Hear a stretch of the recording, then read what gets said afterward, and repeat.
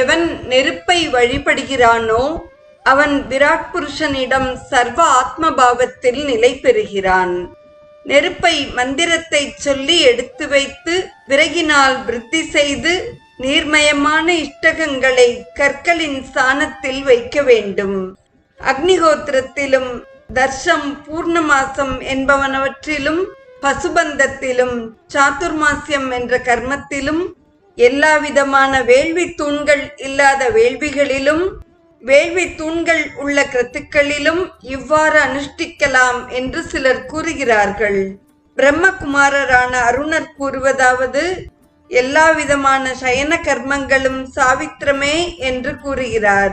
அப்படி ஒன்றும் சாவித்திர சம்பந்தம் இல்லை என்று கருதுகிறோம் என்றும் இவற்றிற்கு வீரியம் வெவ்வேறு என்றும் பிறர் கூறுகின்றனர். அப்படியானால் எந்த நோக்கத்துடன் அந்தந்த அக்னி சயனம் செய்யப்படுகிறது என்பது கேள்வி.